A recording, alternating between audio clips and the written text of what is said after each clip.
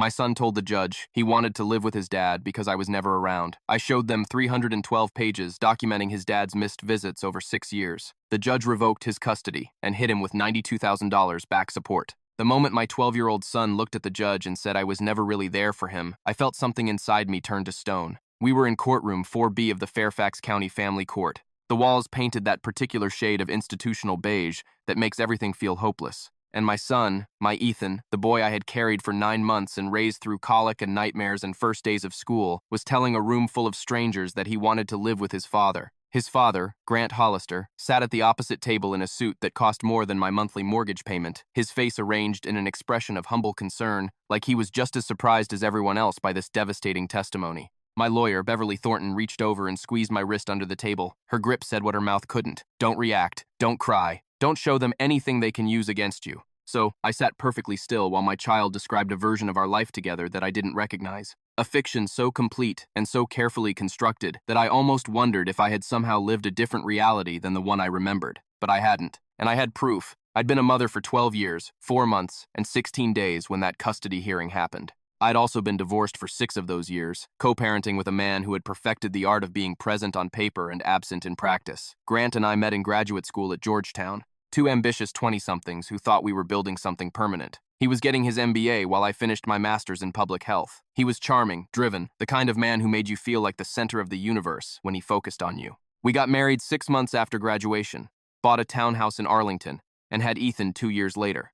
The first cracks appeared almost immediately after Ethan was born. Grant traveled constantly for work, missing Ethan's first steps, his first words, his first birthday. I told myself it was temporary, that he was building a career to support our family, that things would settle down once he made partner. They didn't. By the time Ethan was 4, Grant was working 80-hour weeks and spending whatever remained on golf trips with clients. I was effectively a single parent who happened to be married. The divorce was Grant's idea, delivered over dinner at a restaurant nice enough that he knew I wouldn't make a scene. He'd met someone else, he explained, a junior associate at his firm named Kelsey, who understood his lifestyle. He wanted to be fair about the split. He didn't want to fight over custody because, honestly, he wasn't sure he was cut out for full-time parenting. His words, not mine.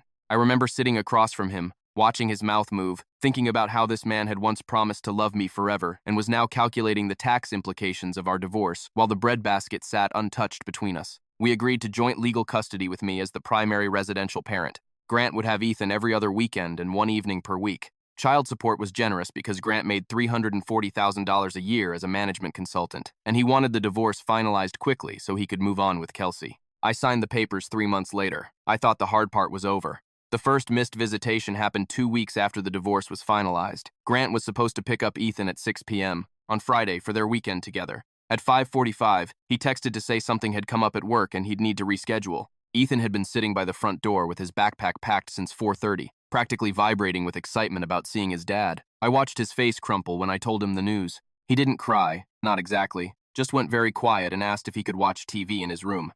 I made mac and cheese for dinner and let him stay up late watching cartoons because I didn't know what else to do. That weekend, Grant took Kelsey to Napa Valley. I know because the photo showed up on her Instagram. I told myself it was a one-time thing. Work emergencies happen. He'd do better next time. I was wrong. Over the next 6 years, Grant missed 847 scheduled visitation hours. I know the exact number because I documented every single one. It started as a way to keep track, to notice patterns, to have something concrete to point to when Grant accused me of being difficult or uncooperative. But it became something more than that. It became my insurance policy, my proof, my silent witness to the systematic abandonment that was happening in plain sight. I created a spreadsheet with columns for date, scheduled time, actual arrival time, departure time, and notes. Every text message canceling or rescheduling, I screenshotted and saved to a dedicated folder. Every email promising he'd make it up to Ethan, archived.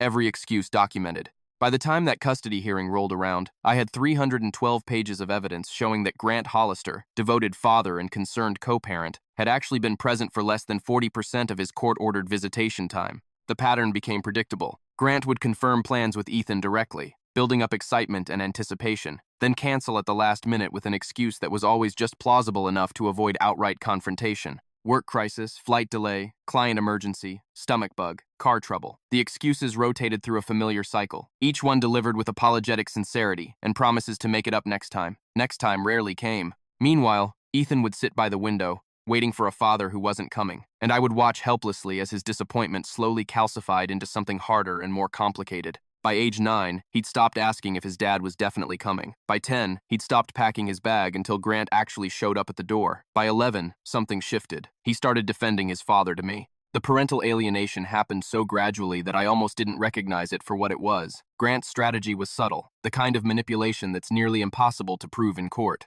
During the rare visits that actually occurred, he would take Ethan on extravagant outings, Disney World trips, professional basketball games, expensive dinners at restaurants where I could never afford to eat. He bought Ethan the newest iPhone, the latest gaming console, designer sneakers that cost more than my weekly grocery budget. He became the fun parent, the exciting parent, the parent who represented freedom and adventure, and unlimited spending money. I became the parent who enforced bedtimes and homework and vegetable consumption. Grant never explicitly criticized me to Ethan. He was too smart for that. Instead, he asked leading questions. Is your mom still making you do all those chores? She never lets you have any fun, does she? I bet she doesn't understand how hard school is for you. The questions planted seeds of resentment that grew into a garden of grievances I couldn't see until it was too late. The first time Ethan told me he wished he could live with his dad. He was 10 years old and furious that I wouldn't let him skip soccer practice to attend a concert with Grant. Dad would let me go, he said, his face red with anger. Dad doesn't have a million stupid rules. Dad actually cares about what I want. I tried to explain that consistency mattered, that rules weren't punishment, that I was trying to teach him responsibility.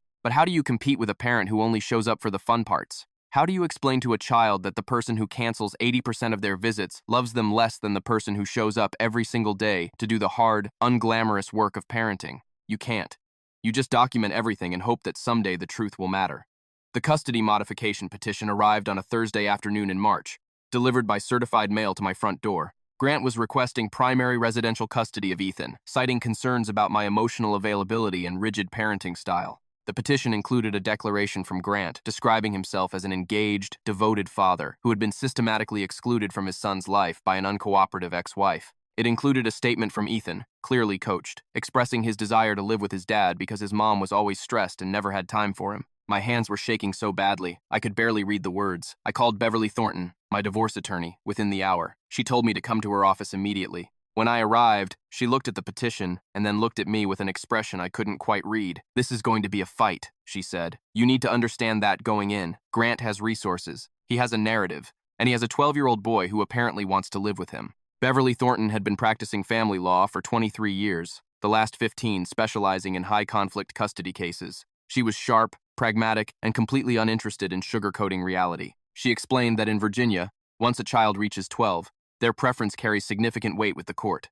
Not determinative, but significant. If Ethan testified that he wanted to live with his father, the judge would take that seriously. My job was to demonstrate that Grant's petition was based on a false narrative and that Ethan's preference had been manipulated through a pattern of parental alienation. Do you have documentation? Beverly asked. I pulled out my laptop and opened the spreadsheet. Her eyes widened as she scrolled through 6 years of meticulously recorded missed visitations. Every cancellation? She asked. Text messages, emails, calendar entries. I confirmed. Time-stamped and organized by date. She looked at me with something approaching respect. This might actually be enough. The court appointed a guardian ad litem to represent Ethan's interests in the custody proceedings. Her name was Dr. Amara Okonkwo, a child psychologist with 18 years of experience in family court cases. She would interview both parents, interview Ethan, review documentation from both sides, and submit a recommendation to the judge. I met with her for 2 hours in her office, a comfortable space decorated with children's artwork and fidget toys. She asked about my relationship with Ethan, about the divorce, about Grant's involvement in day-to-day parenting.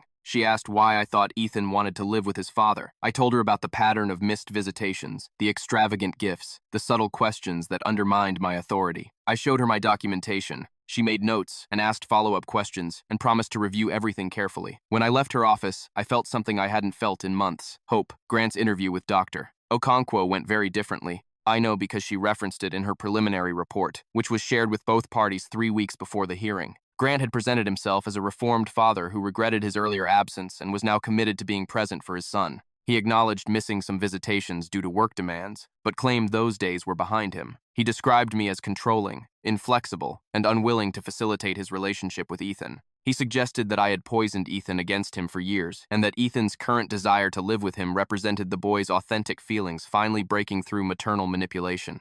Dr. Okonkwo's preliminary recommendation was inconclusive. She noted concerns about both parents and recommended further evaluation. I read that report sitting at my kitchen table at 11 p.m., fighting the urge to throw my laptop across the room. The weeks leading up to the hearing were the longest of my life. I gathered additional documentation, affidavits from Ethan's teachers confirming that I was the parent who attended conferences, responded to emails, and showed up for school events. Beverly retained an expert witness, Dr. Franklin Yaboa, a clinical psychologist specializing in parental alienation, who reviewed my documentation and agreed to testify about the patterns he observed. Meanwhile, Ethan grew increasingly distant, spending hours in his room texting with his father, emerging only for meals and school. When I tried to talk to him about the hearing, he shut down completely. "You're going to lose," he said one evening, not looking up from his phone. "Dad's lawyer says you don't have a case." The words hit me like a physical blow. I wanted to grab him, shake him, make him see the truth. Instead, I went to my room and cried until I couldn't breathe.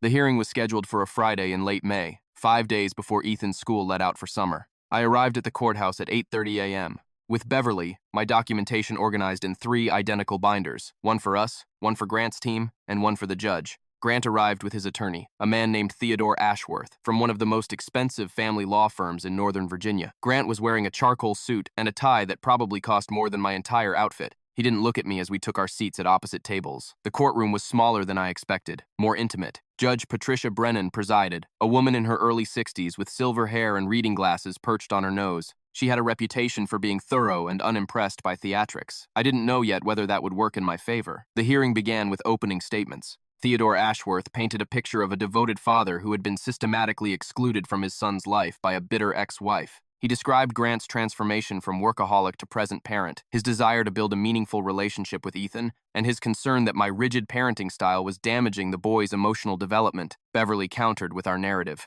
A father who had abandoned his parenting responsibilities for 6 years, who had shown up only for the glamorous moments while leaving the daily work to me, who had manipulated his son's perception through extravagant gifts and subtle criticism. She referenced my documentation and promised to present evidence of a systematic pattern of missed visitations.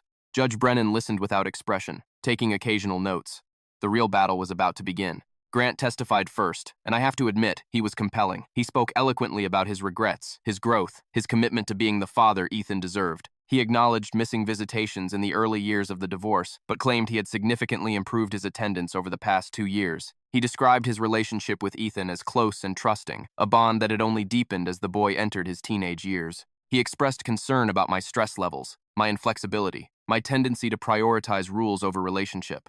When Theodore Ashworth asked why Ethan wanted to live with him, Grant's voice actually cracked. "I think he finally feels like he can tell the truth about how he's been feeling," Grant said. "I think he's been afraid to express his preference because he didn't want to hurt his mother." I sat at my table, my face neutral, my hands clenched in my lap hard enough to leave nail marks on my palms. Beverly's cross-examination was surgical. She started by asking Grant to estimate how many scheduled visitations he had missed over the past 6 years. He guessed 15 or 20, attributing them to unavoidable work conflicts. Beverly then introduced Exhibit A, my spreadsheet documenting 312 instances of missed or significantly shortened visitations, totaling 847 hours of court-ordered parenting time. Grant's face tightened. "I don't know where those numbers come from," he said. "That seems extremely exaggerated." Beverly introduced Exhibit B, a selection of 150 text messages from Grant to me, each one canceling or rescheduling a scheduled visitation, each one time-stamped and dated. "Would you like me to read some of these aloud?" she asked. Theodore Ashworth objected. Judge Brennan overruled. Beverly read 12 messages spanning 6 years, each one a variation of the same theme. Something came up. "Can't make it. So sorry.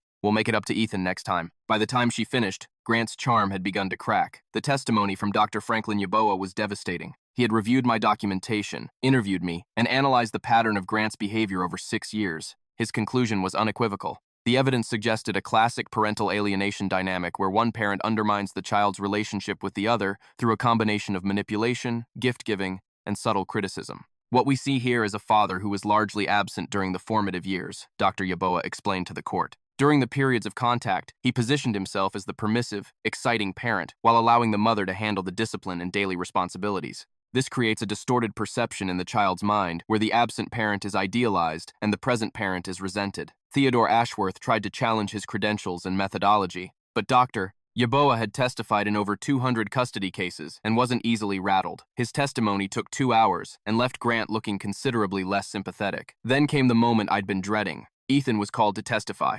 In Virginia, children over 12 can express their custody preference directly to the judge, either in open court or in chambers. Grant's team had pushed for open testimony, wanting the dramatic impact of a child choosing his father in front of everyone. Beverly had argued for a private chambers meeting, but Judge Brennan ultimately allowed Ethan to choose. He chose open court. I watched my son walk to the witness stand, his face pale but determined, and felt my heart break into pieces so small I wasn't sure they could ever be reassembled. Theodore Ashworth was gentle with him, asking softball questions about his life, his interests, his feelings. Then he asked the question that would determine my future. "Ethan, where would you prefer to live?" My son looked at me for a long moment, his expression unreadable. Then he turned to the judge. "I want to live with my dad," Ethan said. His voice was steady, rehearsed. "My mom is always stressed out and busy. She has a million rules about everything. I can't talk to her about stuff because she just lectures me. Dad actually listens. Dad doesn't treat me like a little kid. I know my mom loves me, but I don't think she really sees me." He paused, and I saw something flicker in his eyes. She's never really there. Even when she's in the room, she's thinking about something else. The words hit me like bullets, each one finding a soft target.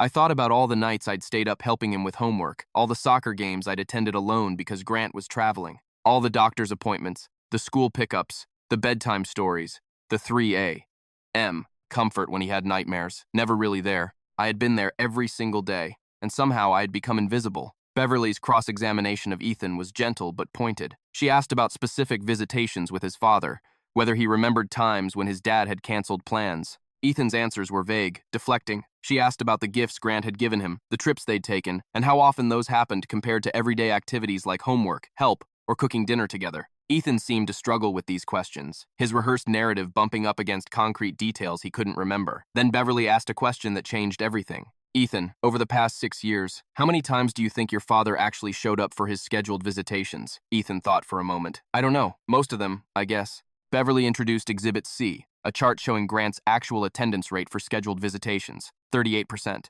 Over 6 years, Grant had showed up for barely more than a third of his court-ordered parenting time. Ethan stared at the chart, confusion spreading across his face. "That's not right," he said quietly. "Dad comes to see me all the time." "When was the last time your father came to pick you up for a weekend visit and stayed the entire weekend?" Beverly asked. Ethan's mouth opened, then closed. He looked at Grant, then back at the chart. "I don't. That can't be right. Dad said he's been trying to see me more, but Mom always makes it difficult." Beverly introduced Exhibit D, a series of text messages between Grant and me from the past 6 months. In each one, I confirmed the visitation schedule. In each one, Grant canceled within 48 hours of the schedule's pickup time. The excuses were familiar. Work, conflict, travel, emergency, feeling unwell. The pattern was undeniable. Ethan read the messages, his face shifting from confusion to something more complicated.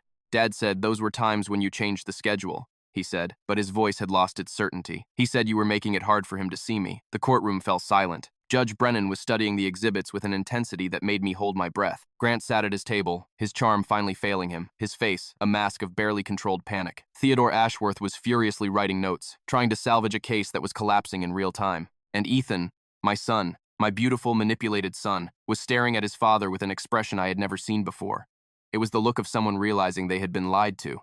"Dad," Ethan's voice was small, childlike in a way it hadn't been in years. "Did you really cancel all those times?" Grant's mask slipped completely. For just a moment, his face showed the calculation beneath the charm. The cold assessment of a man trying to figure out how to spin this. "Buddy, it's complicated. Work was really demanding, and your mom wasn't always flexible about rescheduling. I wanted to see you, but you didn't," Ethan said. "You just kept saying you would, and then you didn't." Judge Brennan called a 30-minute recess.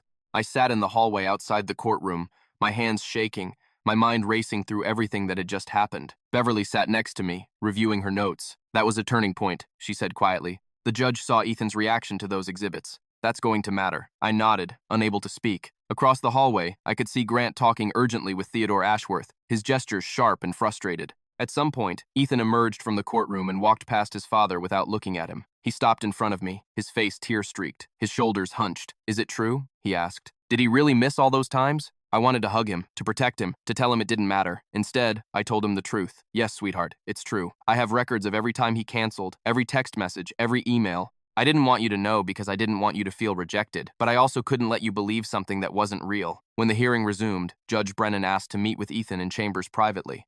The meeting lasted 45 minutes. When they emerged, Ethan's face was red from crying, but there was something different in his posture.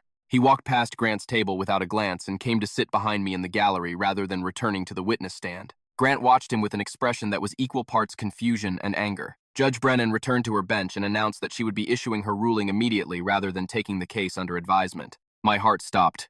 I had never heard of a judge ruling from the bench in a custody modification case. I have reviewed the extensive documentation provided by both parties. I have considered the testimony of the expert witness, the guardian ad litem's report, and the expressed preference of the minor child. She paused, and the silence in that courtroom was absolute. The evidence presented today paints a clear picture of a father who has consistently failed to meet his visitation obligations over a period of 6 years. The petitioner missed approximately 62% of his scheduled parenting time, documented this with text messages and emails that directly contradict his testimony about work demands and scheduling conflicts. More troubling, the evidence suggests a pattern of parental alienation, where the petitioner undermined the respondent's relationship with the child through expensive gifts, permissive parenting during limited contact, and subtle criticism that positioned the mother as the source of restrictions and unhappiness. Grant's face had gone gray. Theodore Ashworth was no longer taking notes. The child's expressed preference, while noted, appears to have been significantly influenced by this alienation dynamic. The minor's own reaction to the documentation presented today suggests that his understanding of his parents' respective involvement has been distorted by incomplete and inaccurate information provided by his father. Judge Brennan removed her reading glasses and looked directly at Grant.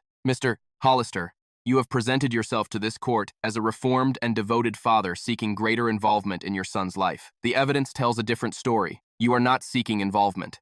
You are seeking credit for involvement you have never actually provided." She turned to me and her expression softened slightly. "Miss Hollister, the court recognizes the significant burden you have carried as the primary residential parent for the past 6 years. Your documentation demonstrates not only consistent presence in your son's life, but also a remarkable restraint in not using this information to influence your child's perception of his father. That restraint is noted and appreciated." I felt tears streaming down my face, but I didn't move to wipe them away. "The petition for custody modification is denied," Judge Brennan announced. "Primary residential custody will remain with the respondent. Furthermore, given the documented pattern of missed visitations and the evidence of parental alienation, the court is modifying the petitioner's visitation schedule. Visitation will now be supervised by a court-approved monitor for a period of 6 months, after which the arrangement will be reviewed. The petitioner is also ordered to attend parenting classes and individual therapy focused on rebuilding an honest relationship with his son." She paused, consulting her notes. "Finally, the court is referring this matter to the Family Court Services Division for investigation of potential contempt charges related to the petitioner's systematic violation of the original custody order. Failure to appear for court-ordered visitation is not merely a personal choice, Mr. Hollister. It is a violation of a court order, and this court takes such violations seriously." The gavel came down and it was over. Grant sat frozen at his table, his expensive lawyer gathering papers with the mechanical efficiency of someone who knows they've lost badly. Theodore Ashworth said something quietly to Grant, probably about appeals or motions. But Grant wasn't listening. He was staring at Ethan, who was sitting behind me with his head bowed, refusing to meet his father's eyes. I wanted to feel triumph. I wanted to feel vindication. Instead, I felt exhausted, hollowed out, like I'd won a war, but lost something essential in the process. My son had learned that his father was a liar. That was true. But he'd also learned that the person he'd trusted to protect him had been manipulating him for years. Some truths leave scars, no matter how necessary they are. The drive home from the courthouse was quiet. Ethan sat in the passenger seat staring out the window, his face still streaked with dried tears. I didn't know what to say to him. Everything I thought of felt inadequate, either too much or too little. When we pulled into our driveway, he finally spoke. "Why didn't you tell me?" His voice was small, broken. "About all the times he canceled. Because I didn't want you to feel like he didn't love you," I said carefully. "I thought if you knew it would hurt you more than not knowing." "It hurt anyway," he said, just in a different way. "I thought you were the problem. I thought you were keeping him away." "I know, sweetheart, and I'm sorry you believed that. I should have found a better way to help you understand the truth without protecting a lie." He was quiet for a long moment. Then he did something he hadn't done in almost 2 years. He reached across the center console and took my hand. "I'm sorry," he whispered, "for what I said in court, for all of it. I didn't know." I squeezed his hand, feeling something in my chest crack open. "You were 12 years old, and the person you trusted was telling you things that weren't true. That's not your fault, Ethan. None of this is your fault." We sat in the car for 20 minutes, not moving, just holding hands and letting the silence say what words couldn't. It wasn't forgiveness. Not exactly. It was something more complicated than that. It was the beginning of rebuilding something that had been damaged so gradually, I hadn't even noticed it breaking. The months that followed were hard, but they were hard in a way that felt honest. Ethan started therapy with a counselor who specialized in parental alienation, a woman named Dr. Joanna Kim, who helped him process the complicated feelings of loving a father who had lied to him. Grant attended his court-ordered parenting classes and supervised visitations, though his attendance was sporadic, even with a monitor watching. Some people don't change, even when a judge orders them to. I kept documenting, kept saving every text message and every missed appointment, building a record that would protect us if Grant ever tried this again. But something had shifted. Ethan was different now. Not healed exactly, but clearer. He saw his father for who he actually was, not the fantasy version Grant had constructed. A year after the custody hearing, Ethan asked if we could go to the courthouse together. I didn't understand why until we arrived, and he led me to a bench outside courtroom 4B. "This is where everything changed," he said. "I want to remember it." We sat on that bench for an hour, not talking much, just being present together in the place where the truth had finally come out. Eventually, Ethan turned to me with an expression I hadn't seen in years. It was the look of a child who trusts his mother, who believes she will protect him, who knows she has been there all along. "Thanks for not giving up on me," he said, even when I was being terrible. I put my arm around him and pulled him close, feeling his solid weight against my side, feeling like my son had finally come home. Grant's contempt hearing happened 3 months later. The Family Court Services Division had reviewed my documentation and determined that his systematic violation of the custody order warranted consequences. He was fined $12,000 and sentenced to 40 hours of community service. More importantly, his visitation rights were reduced to twice monthly supervised visits until Ethan turned 18. He could have fought it, could have hired another expensive lawyer and dragged us back to court. Instead, he quietly accepted the terms and then slowly faded from Ethan's life altogether. The visits became sporadic, then rare, then essentially non-existent. Some people only want to be parents when it's convenient and impressive. When it requires actual showing up, they disappear. 2 years after the custody battle, I ran into Theodore Ashworth at a coffee shop near the courthouse. He recognized me immediately, and to my surprise approached my table. "Miss Hollister," he said, "I owe you something I should have said a long time ago." He paused, looking uncomfortable. "Your documentation was remarkable. In 20 years of practicing family law, I've never seen a more comprehensive record of parental behavior. You won that case before we ever walked into the courtroom." I didn't know what to say. This was the man who had tried to take my son away, who had painted me as a bitter, controlling ex-wife. "I was doing my job," he continued. "But between you and me, I knew halfway through that hearing that my client was lying. The evidence was overwhelming." He nodded once sharply and walked away. I sat with my coffee, thinking about all the nights I'd spent updating that spreadsheet, screenshotting text messages, building a record that no one might ever see. It had felt obsessive at the time, maybe even paranoid, but it had saved my relationship with my son. Ethan turned 15 last month. He's taller than me now with his father's dark hair and my stubborn streak. He still sees Grant occasionally, maybe once every few months, but the relationship has settled into something distant and civil rather than close. Ethan doesn't talk about it much, and I don't push. He's working through it at his own pace in therapy and in conversations with friends who've experienced similar things. Sometimes I catch him looking at old photos from when he was little, before the divorce, before everything got complicated. I don't know what he sees in those pictures, what memories they trigger, but I know he's processing something important, something that will shape who he becomes as an adult. The documentation folder still exists on my computer. I haven't added to it in over a year, but I haven't deleted it either. It sits there like a scar, a reminder of what we survived and what we lost. Sometimes I think about the mother I was before all this started, the one who believed that co-parenting meant cooperation, that the truth would eventually become obvious, that children always know who really loves them. That mother was naive, but she was also right about one thing. The truth does eventually come out. It just sometimes takes 847 hours of missed visitations and 312 pages of documentation and one moment in a courtroom when a child finally sees through the lies. Last week, Ethan got his driver's permit. I took him to the DMV, sat in the waiting room for 2 hours, filled out the paperwork, and watched him take his photo with the same mix of excitement and terror that every parent feels when their child reaches this milestone. When we got home, he asked if we could go for a practice drive around the neighborhood. I said yes, handed him the keys, and climbed into the passenger seat. He adjusted the mirrors carefully, checked his blind spots, and pulled out of the driveway with exaggerated caution. "You're doing great," I told him. He glanced over at me with a smile that reached his eyes. "Thanks for being here, Mom," he said. "I know you always have been. The thing about custody battles is that nobody really wins. Even when the judge rules in your favor, even when the truth comes out, even when your child finally sees through the manipulation, there are scars that don't heal. But there's also something else, something harder to name.